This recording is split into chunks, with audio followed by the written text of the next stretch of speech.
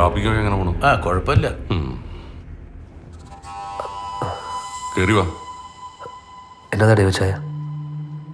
നീ ഇരിക്കേ. നീ ഇരിക്കട കുഞ്ഞോനെ.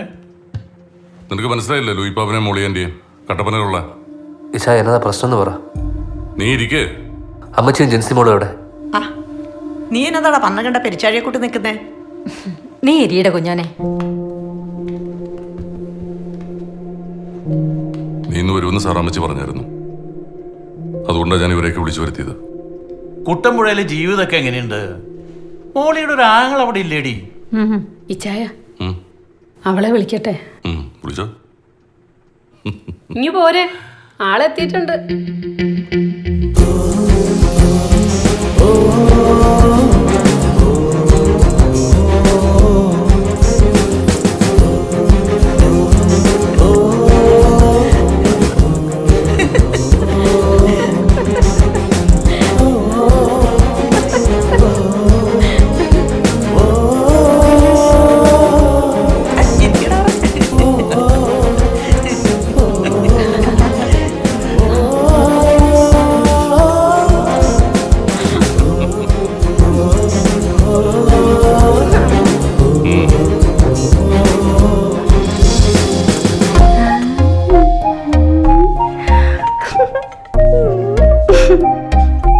മതി മതി നിന്റെ ആക്ടിങ്. അവന് ചായ വിട. വാ.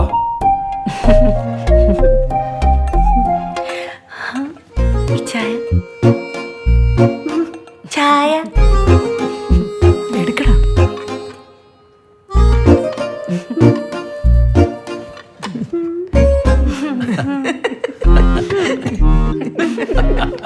കുഞ്ഞാനെ, നിനക്ക് കാര്യം എന്നാന്ന് പിടി കിട്ടിയോ? ആരും ചിരിക്കല്ലേ, എന്റെ ചാനിപ്പോ നാണം കൊണ്ടങ്ങ് ഇല്ലാണ്ടാവും. വെച്ചിട്ട് കൂടി എല്ലാരും കൂടെ എന്റെ കുഞ്ഞിനെ കളിയാക്കാതെ. ഞങ്ങളെ നിങ്ങളെ രണ്ടിനെയും പിടിച്ചങ്ങ് കെട്ടിക്കാൻ തീരുമാനിച്ചിട്ടുണ്ട്.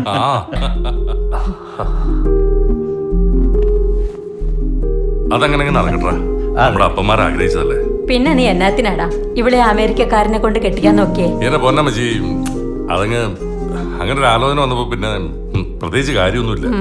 അതെങ്ങാനും നടന്നിരുന്നെങ്കിൽ നിന്നെ കൊന്നേനെ ഞാൻ.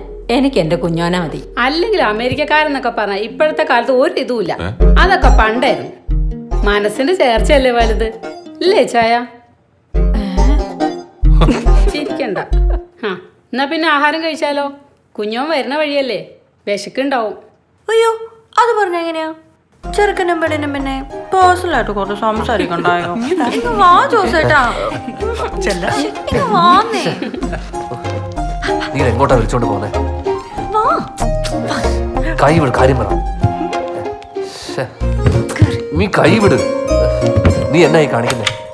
എന്റെ പൊന്നു നൻസി, എന്നാ ബോറ് പരിപാടി നീ കാണിച്ചേ? എന്റെ തൊലി അങ്ങ് ഒരിഞ്ഞു പോയി.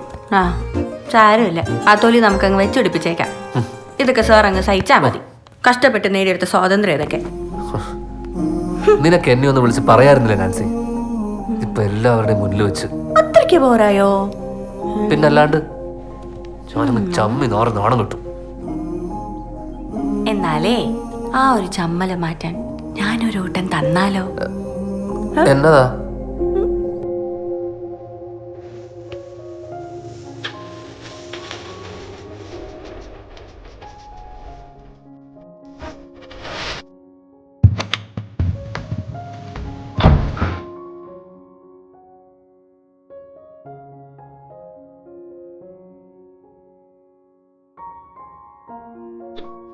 But